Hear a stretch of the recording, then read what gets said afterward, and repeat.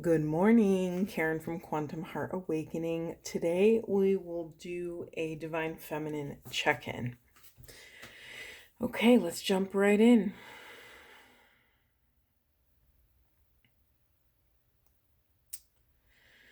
Okay. For the Divine Feminines I'm reading for today, there is this higher call to balance.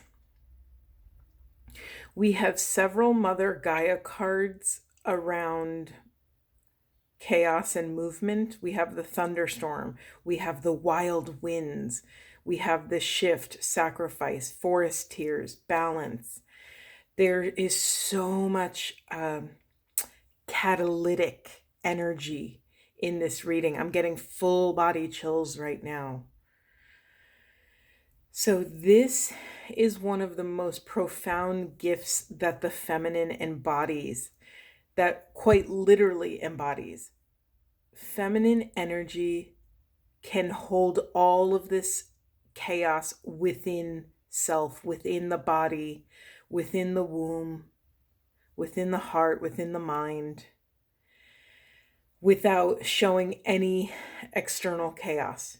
I'm not saying that this is how feminines are. I'm just saying this is a potential that feminine that feminine energy has access to.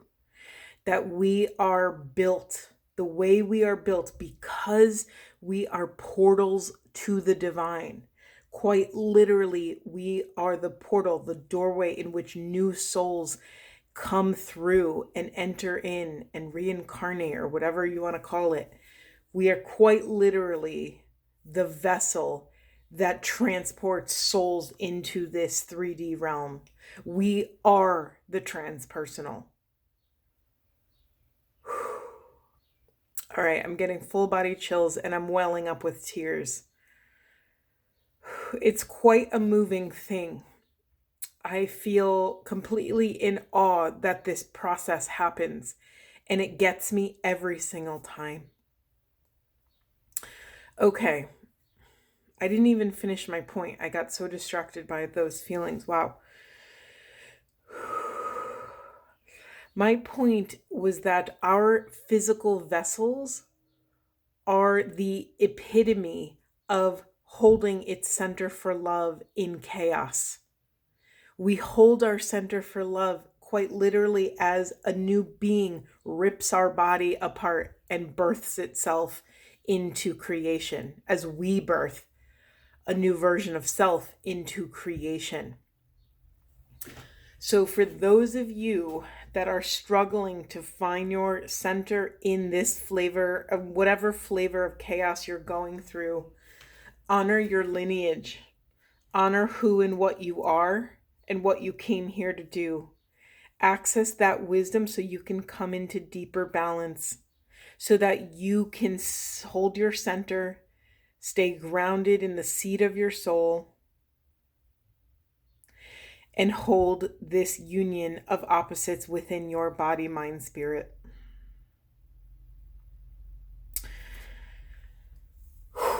Okay, this is like, we didn't even get a chance to ease into it. It was just like, boom. All right. Wow. Okay. You know what I just noticed? This woman is pregnant and it's an awakening card. There's something here. Wait, I don't want to get ahead of myself because I want to try to do this sequentially.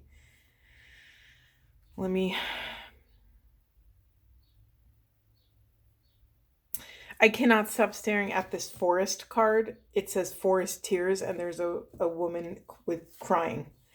And although it doesn't have this specific imagery, have you ever seen kind of like any sort of indigenous art or imagery where there's Mother Gaia with this gorgeous flowing hair and her tears create the rivers? I'm getting this imagery now, and there's a message in it around using whatever you're experiencing in the moment, whatever flavor of chaos is showing up for you, use it. Use it to create something.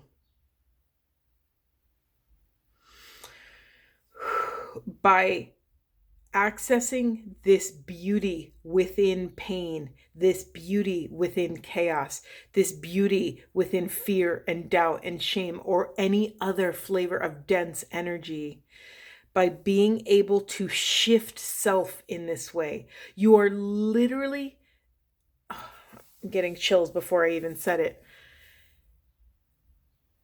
This is such a powerful process because you are literally shifting the axis in which your world turns. You are quite literally shifting the angle. And so, what happens when the axis of the planet changes? It affects everything. It affects ecosystems and the weather and the temperature. And, it has this trickle effect where it affects everything. So, I need you to know that even a micro shift will ripple out throughout your lives, throughout your creations, throughout your relationships, your friendships, your family dynamics, your children. This micro shift is massive. Remember, the divine speaks in paradox. What is small is really big. What is big is really small. So do not criticize what your work is in the present moment. Do not criticize what is showing up on your side of the street, because you will never know until you're in it what profound impact your micro actions, your micro presence, your micro love in a micro moment will have on your life and the lives around you. Woo! Okay. Big messages today. Big messages. One after the other. Okay. I'm cracking up that we're only 7 minutes in. And I feel like both of those topics that we've touched on could be like an hour talk, each one of them. I think I actually need to sit down for the rest of this. Jeez. Okay. Let's see where we go next. I'm always drawn to the celestial alignment card. I also find it interesting. This is my Lisa Frank card. It's like those colors in the rainbow. And then I'm also drawn to this rainbow angel card. There's so much enlightenment throughout this reading. There is so much evidence of awakening, of illumination. Goodness, what is showing up for divine feminines? I am so curious. If you're open to sharing that in the comments, I would love to hear what you all are confronting on your side of the street.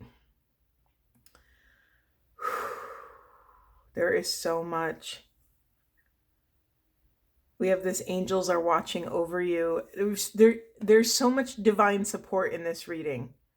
So again, what is small is really large. The divine speaks in paradox. Remember that human chaos is divine order. Write that down. Human chaos equals divine order. Another word for divine order is divine safety. So when you think shit is hitting the fan and chaos is all around you and there's no possible way out, know that the divine is dismantling things in order to redistribute people in your life, energy, tasks. There's a redistribution of energy and intention happening in the center of chaos. I'm also drawn to this beautiful man here. He is dancing in the thunderstorm. Not only is he not scared of getting struck by lightning, but if you can see this lightning bolt, he's open to receive this divine jolt of power. Because what happens in a lightning bolt, it's concentrated power. Ooh, goodness gracious. Okay, divine feminines. Yeah, there is this powerful message of concentrated power. All that you've been through, all that you've sacrificed, especially on this soulmate cycle, on this twin flame path, on this path to inner and outer union. You have sacrificed so much of your pain, of your ego's desires in order to access truth, in order to peel away the layers of your masks so that you can stand in your authentic energetic blueprint, so you could stand in your it's taking my breath away, so that you could stand in your heart's deepest truth, so that you can stand at the center of your heart's deepest desires without compromising anything for anyone. I just felt like I had to stand up for that message, like I had to stand to attention, because that's such a profound message. Long gone, divine feminines, are the days where you sacrifice self for others, where you sacrifice any piece of self for others, where you sacrifice your heart's deepest truth, your heart's deepest desires, your body's deepest desires, your mind's deepest desires. Where in your life have you turned away from a massive calling? For me, I don't know why this is coming through to share to you, but I have always been an artist. I've been many things in my life, but I've always been an artist since I was probably a little kid. Granted, I do have a Pisces sun, and that's, that's the life, right? But I have always been an artist. I like to paint with acrylics. I like huge, massive canvases. And I really flowered in high school. And then when I got to college, I thought, of course I'm going to study art. And then when I started, I thought, oh, I don't want to make something I love and that feeds my soul. I didn't want to make it a career. And I closed down that part of myself and my expression. I closed all of that down, and I went into English and women's studies and psychology. And I've been on this wild path, and you never know where life takes you. But for me, that's what that thing was. I pivoted away from my deepest desire, and I still paint. It's not my career, but I still find ways to access that. So that was just an example for someone. But where in your life have you made a pivot point and pivoted away from something that was so true for you? I'm just curious what comes up when I ask that question. Feel free to share. Remember, we're building community here.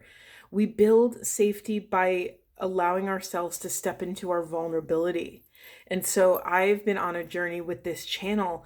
There's definitely that inquiry of like, okay, how much vulnerability do I share? And I'm very open to sharing all of it when it's applicable, when it moves the needle, when it can support someone. I'm not just ready, open, and willing to throw myself up on the cross and, vomit all my crap all over you guys. That's not useful. But intentional sharing, intentional truth is so powerful in the right moment. So I ask you again, where in your life have you turned away from your deepest core resonance? What arises when I say that? Do you feel anything in your body perk up? For me, the hairs on the top of my upper arms for some reason today are the spot. So is there something maybe I do with my hands, right? I am an artist, right?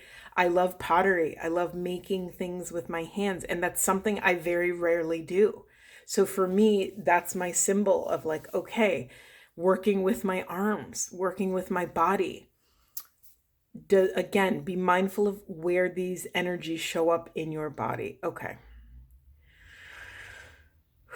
Let's move on. Okay, now for this collective of feminines, this may be, this second row here feels almost like I'm speaking to those who have already taken a step towards balance and towards desires. We have the law of attraction. We have perfect timing. Notice the balance of this clock here. We have half moon, half sun, right? Half feminine, half masculine. This is an auspicious time here. There's a call for deeper patience and more intentional, conscious planning of whatever these new things are moving, or maybe old things that are returning to your life. You're being called to be diligent in how you plan these things and how you implement them in your lives. You are taking action, but you're not taking reckless action. You are taking action informed by your intuition and accessing this profound, aligned, strong, wise discernment. You are supported, protected, loved, and encouraged.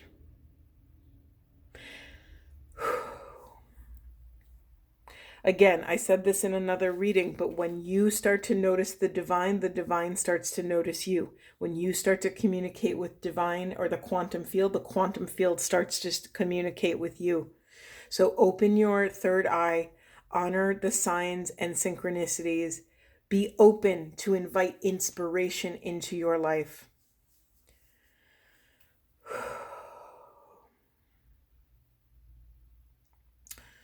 Okay, for a very small percentage of you, there are some of you that are getting stuck in this loop of indecision. Remember, anytime you feel indecision, fear, shame, grief, sorrow, density, any sort of judgment, self-criticism, criticism even of others, if you find yourself all of a sudden really triggered by a lot of things and you're judging a lot of external sources, it means there's an imbalance within self. It means that you're actually judging self. So where in your life are you judging your thoughts, actions, behaviors, your desires, what you're doing, what you're not doing? Where in your life are you passing judgment and not in acceptance over your actions, thoughts, deeds? There's something here about needing to turn this around. Oh, this is interesting.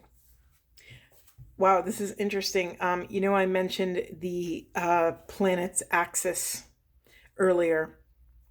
This card is in reverse, but in one hand, this angel has the planet, and on the other hand, they're holding a compass. So for some of you, there's something about correcting course here. Call your spirit back to your truth. Call your spirit back from all the places it doesn't belong. Call your spirit back where you've given your power away, where you've allowed someone else's truth to override yours.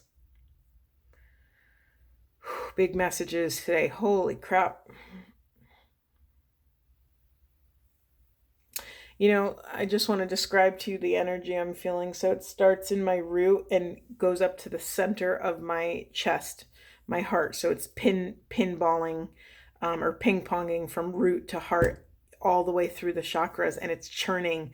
I'm starting to get nauseous from this dense energy. So there's a lot to clean up here, feminines. There's some, you're being called to attention. You're being called to task. Remember, when we accept ordination on this path, and you might be conscious that you have in this lifetime or not, it might be a soul contract that you don't remember.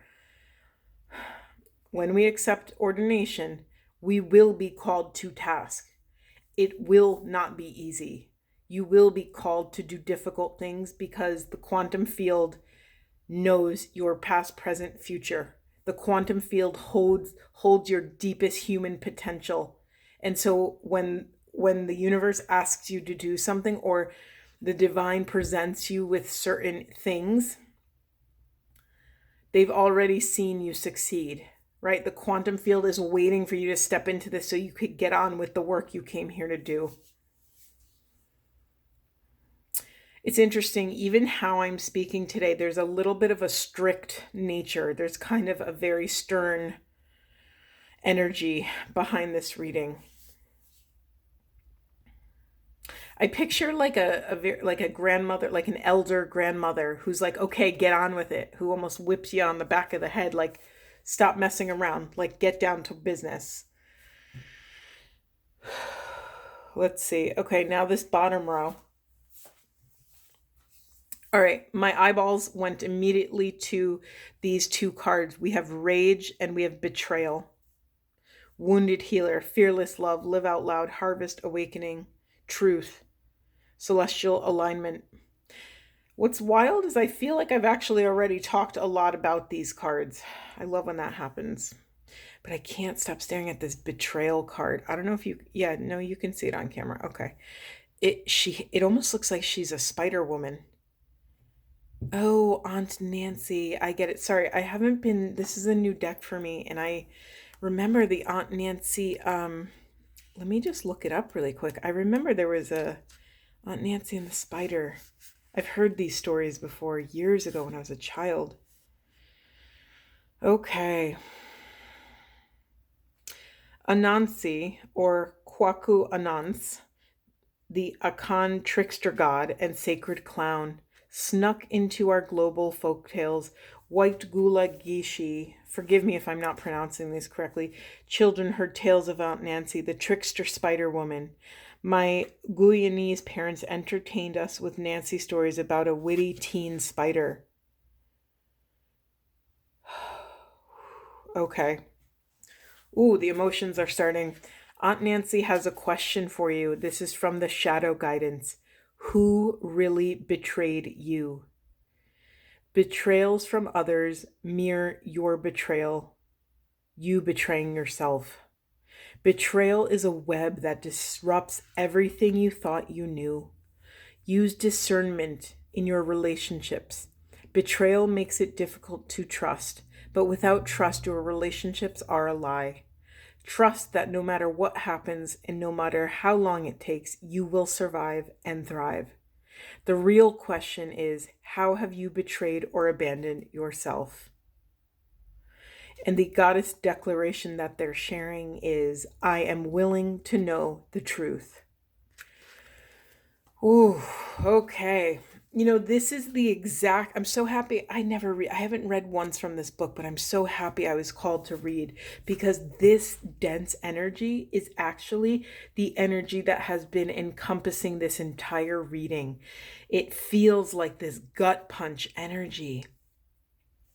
So again, where I think I even asked a version of that question earlier. How have you betrayed self? How and where and when have you turned away from your own truth? Where have you said yes when you wanted to say no, or no when you wanted to say yes? Where have you taken someone else's yes over your yes? Where have you compromised a piece of self, a piece of your core truth, of your core frequency, of your core desire? Where have you left a piece of self that you truly desired behind? Allow yourself to have feelings about this self-betrayal. Honor that external betrayal is real. That is real, right? Someone betrays our trust. We have feelings about it. That's okay, right? I'm remembering Michael Singer's three kind of.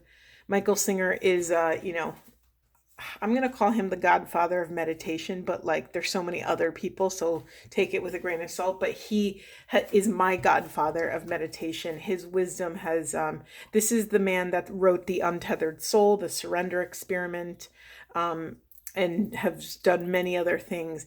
But he says, when we honor that our consciousness is in our bodies, he talks about it as the three consequences from being in there, right? There's someone in there. There's someone in your vessel. There's someone in your vessel thinking things and having ideas. And if your body was gone tomorrow, that someone would still exist somewhere. They just wouldn't have a body. So he says, three things happen from being in there. He says, number one, the outside world comes in, right? We have experience. The outside world starts to enter. The second thing, the mind creates thoughts about it. And then we have feelings about it. So I'm bringing this process up because there's something very important here about honoring, when we are betrayed, that's the outside world coming in. We feel this person, place, or thing betrayed us, betrayed our trust. The mind creates thoughts about it, maybe criticism, judgments, maybe projections outward, just has a bunch of thoughts, right? And then when the thoughts chill out for 2 seconds, then the feelings rise. We have personal feelings about this betrayal. We have to vibrate those things to get to the core betrayal of self. We have to clear out the boxes in front so that we can access the boxes in the back, the core, the oldest boxes that have been in there. We have to open them up and see, access, where have we betrayed self? Sometimes, and because this is a divine feminine reading, I'm going to speak about this in the context of a relationship. There is probably, I won't judge it like this, but when we are betrayed by our beloveds, it is the most ruthless betrayal. It cracks us open in a way that we can never be prepared for. It is almost an ambush, right? Our hearts, minds, bodies are ambushed with this inconceivable thing, this indefensible act of against us, right? There's this, and we go right into that victim mentality and blame, and we're trying to make sense of it and all these things. But slowly but surely, as the dust settles, as we access calm, ease, flow, as we access trust in the divine, as we access our faith, as we access grace on this wild, wild path, once we ground, the dust settles, we can see a little bit clearer. We can access a deeper layer of truth. Honor that it might not be all the truth, right? It's very difficult. There's some of you that are brilliant and can do this in real time and do it rapid fire. Most of us can't. Honor that this process takes as long as it takes. At some point, if you feel that a beloved has betrayed you, you have to trace it back to the source. Where, in fact, did you betray yourself? Was it actually allowing yourself to be with this someone that you actually didn't feel 100% confident to be with? Or a job or any other sort of decision that you, at some point in time, you made it, you wielded. Sorry, I need a sip of water. Hold on. I'm on a rampage today. Okay, at some point in your life, you made a discernment choice. You used your free will to invest a piece of your life force in a decision. Could be a person, a relationship, a job, moving somewhere. It could be any choice point that you made. And then at some point, that choice or that thing you invested in let you down. Honor those feelings.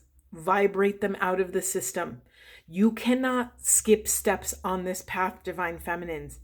Honor exactly where you are. Confront the emotions that you are having.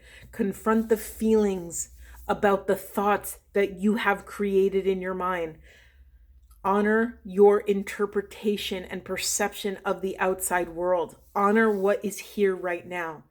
And when you're ready, and only when you're ready, you can start peeling back the layers and tracing this betrayal back to the source. I can say more. I can do a whole reading on betrayal and self-betrayal and boundary crossing and consent. But I'm going to leave it here for now because this energy is dense. Drink your water. Go vibrate. Shake it out of your body. Maybe some exercise. Go for a walk. Again, hydrate. I said it twice. Because in the core of this betrayal, when you trace it back, there's a secret in that rage. There's a morsel, there's a gem of profound truth. That truth is going to feed your wisdom, right? They don't call it a wounded healer for no reason. These rage points, these forks in the road where we're accessing rage and betrayal and any other dense energy, fear, shame. We are being asked to live out loud, to love out loud, to be fearless in our love. Again, fearless in our love of self and other. Can we hold our center for love of self and other in any flavor of chaos? Can we detach from what it looks like and what our desires are to be able to hold any flavor of polarity, any alchemical union of opposites. That's why we're here. That's what we came here to do, to learn how to do this process, to learn how to ebb and flow with this alchemy.